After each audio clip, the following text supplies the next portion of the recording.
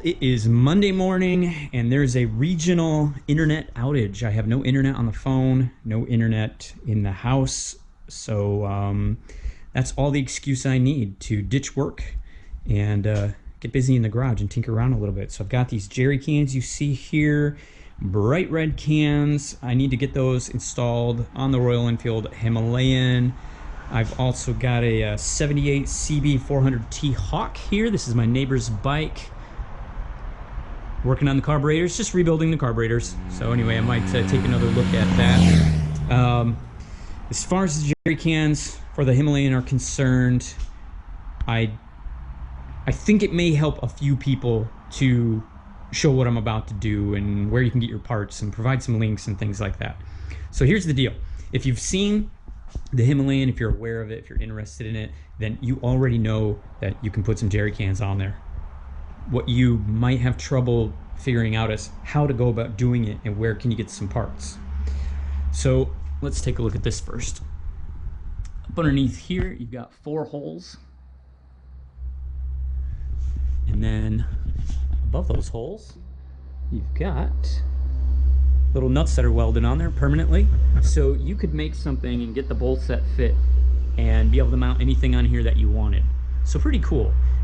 You would assume, as I did, that you could get brackets and things like that from Royal Enfield, like on their website, but that's not the case. At least it wasn't the last time I checked. And I'll show that in a second. So first, these cans, these are the Rotopax cans. They're 1.75 gallons. I believe it's 6.6 liters. It says there on the cans themselves. These cans have a skinnier profile. And the other thing is they're really thick and durable. I mean, this is really durable stuff. I think that people have videos online of taking these cans, laying them down on the road or the driveway, and then driving their car over top of them and they don't get crushed. So those are my 2 reasons for going with these. They are a little bit taller than other options that are out there that are similar, but that's no big deal. They'll just hang down a little bit lower, which will, you know, lower the weight, so I'm not making my bike so top heavy. And then they're about an inch thinner than the other cans that you'll find like on eBay or whatever, that, you know, they're only like $50 or something like that. I can't remember the cost of these. Sorry about that, but I will leave a link in the description. And then the same thing goes for the mounting hardware, the mounting system and the bracket. I just ordered them at the same time. Here's the other one. So of course you need 2 of everything. And these are the RX-PM model. So it's their base model, the basic stuff that you can get for Rotopax. So that's that. You're gonna need your cans, you're gonna need something to mount it, and then the last thing you're gonna need is a way to actually get this all fit on here. But there's a company that provides that. And if you've been watching the Itchy Boots YouTube channel with Nora Lee, this is the exact same thing that this company sent to her. They sent her her stuff as a gift. I went and bought mine. It's Enfield Accessories, and you can find them online at enfieldaccessories.co.uk. It's the Himalayan jerry can bracket. So pretty cool. It's like around $30, and then you'll have some shipping too. So, looks like stainless steel, really thick and rugged. They're taking advantage of all 4 holes, which is nice. And there's 2 of them. Set that aside. And then you've got some fitting tips, it says here, basically a little bit of instructions. You've got all the hardware, and this is another great thing. Even if you were going to make your own bracket, you'd still have to source the hardware. They've got it all figured out for you for the proper lengths and spacers. I mean, I think that had I done this myself, I would have done all the work and then found out later that I needed spacers. Well, they've already been down that road. They've got it all figured out for you, so everything's here. And then they give you kind of a little extra gift. This is a front fender riser kit, which is simply for right here. You can put the little spacers in there, and that'll raise your fender up a little because there's only so much space. And if you're going to be in really dirty, grimy, muddy, sticky conditions, you may want to have your fender raised up so this doesn't get filled up with gunk.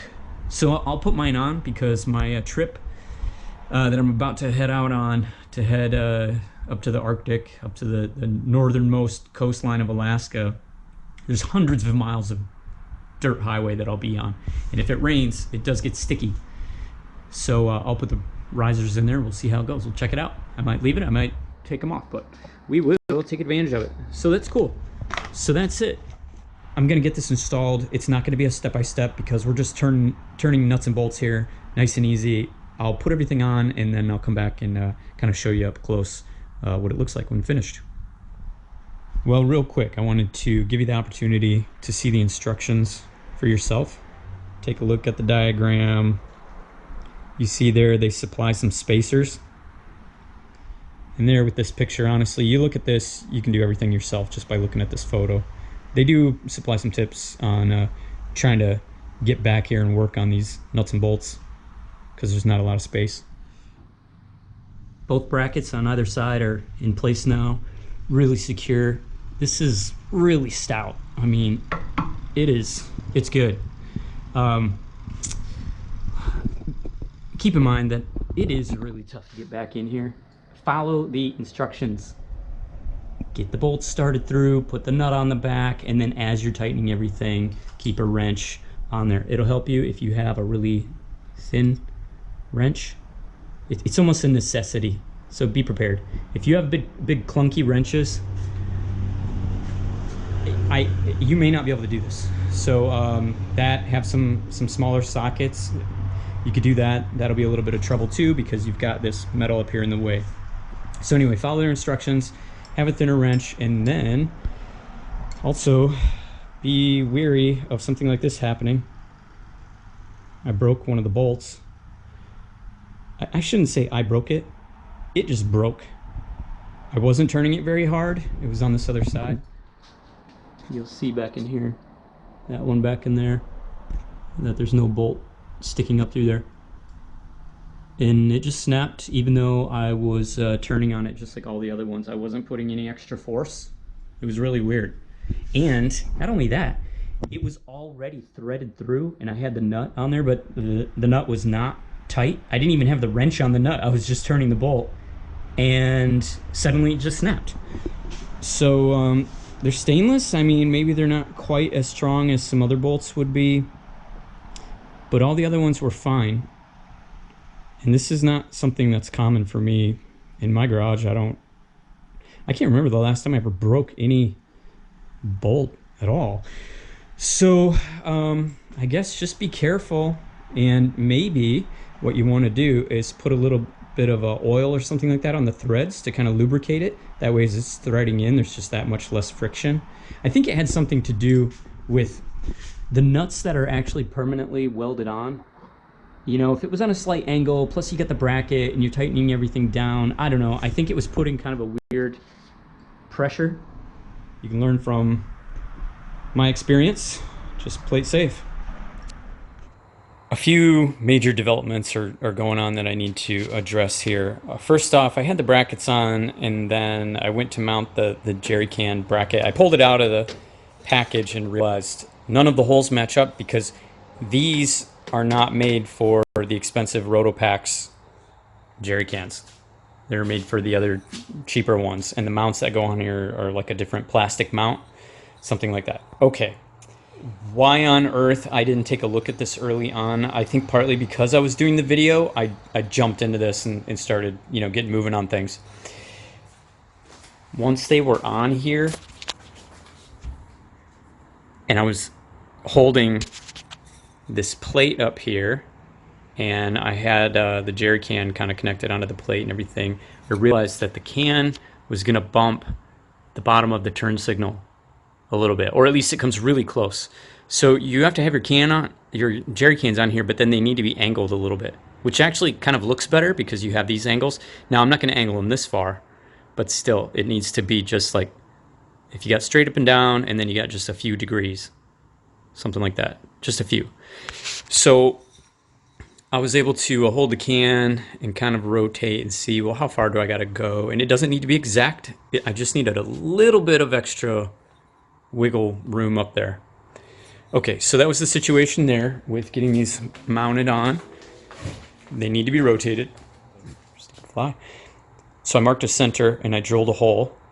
And then I wanted to make sure that this was on here. Doesn't matter the rotation right now. I wanted to make sure that it was away from the top. You know, close, but away. That way it didn't bump into the cargo rack on the bike. Okay, so then I marked my spot where I drilled that center hole right there. Then I put a bolt through to keep it kind of steady. And this is how this would have been if it was straight. Notice some of the holes don't line up, but keep watching on here, basically like so, and you'll see that the top of these square holes is basically parallel with that bracket. But I had a bolt through here, so then I was able to just rotate this a little bit and then mark for where I needed to drill the holes. That's it. Get a center hole, put it together, rotate it, mark these 3 spots, and then you have to drill. Sadly, this has these big giant square holes, which is really stupid, but these were made to be like bolted onto a vehicle, like a car or something like that, or the side of an RV or whatever. They've got a certain type of bolt that pulls through there.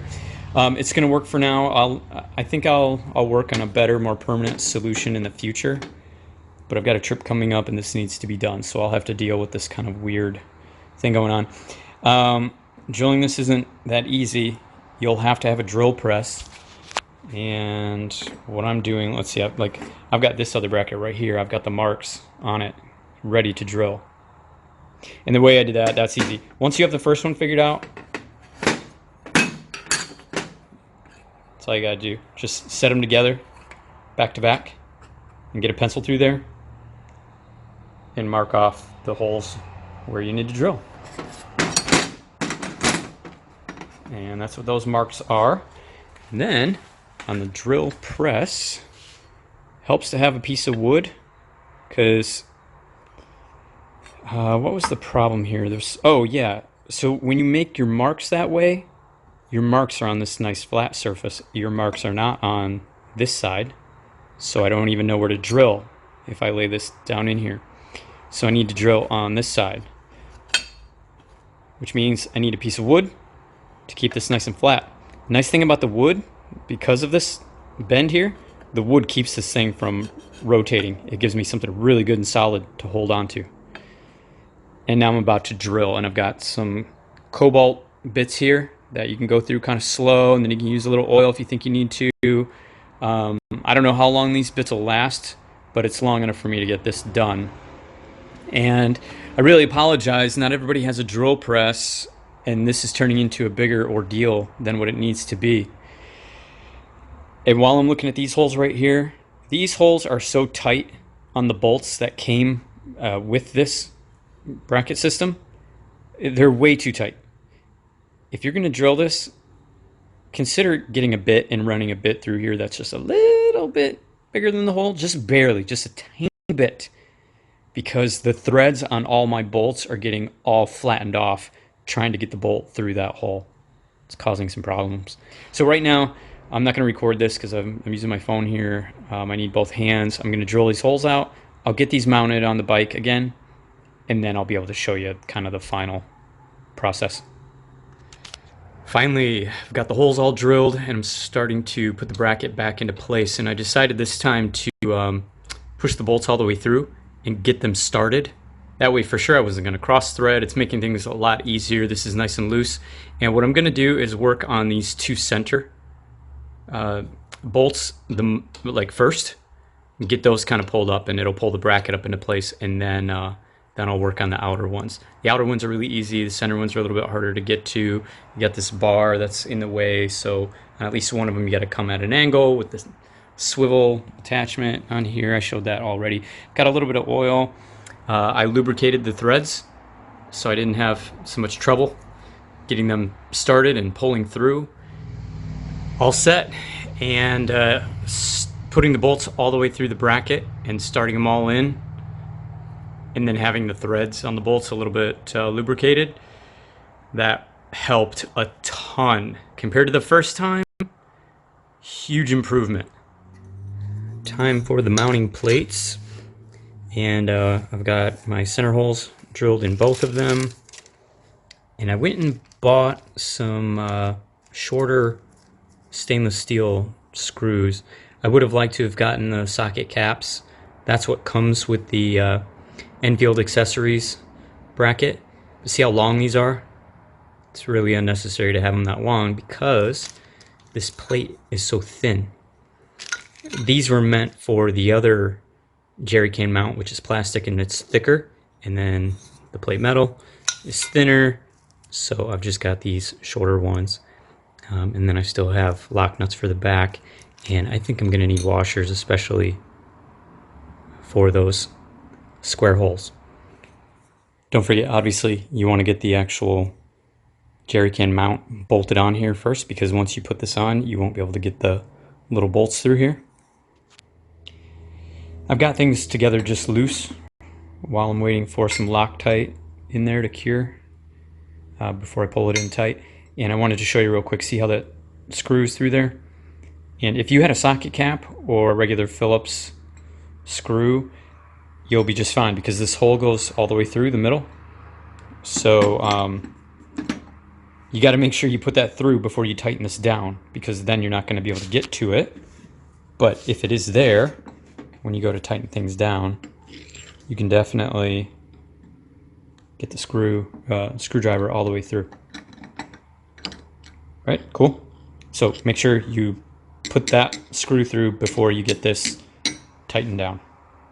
And that's, of course, if you're using this with the Enfield Accessories bracket. Not too bad. If it wasn't for these extra holes down here, this would look like, you know, it was meant to be this way. And who knows, maybe these will be handy for hooking something, or I don't know what. But once the jerry can's on there, I'm not going to see those anyway, so I'm not worried about it, especially for a real trip. If I was like taking this to a show and not about to get it all dirty and dusty, then maybe I would care about that a little bit more. But so those are on there, and then we've got the one that's you know, back there. So just like I was saying, you can get the screwdriver, see, nice and tight, get it in there, and then check out these nuts on the back. If I can get focused, whatever you see, all the screws are pulled through, and then they're flush, or they're just starting to pull through a little bit. So perfect. I don't have a bunch of extra screws poking out to mess up my fuel tank if I was to wreck or something. And let's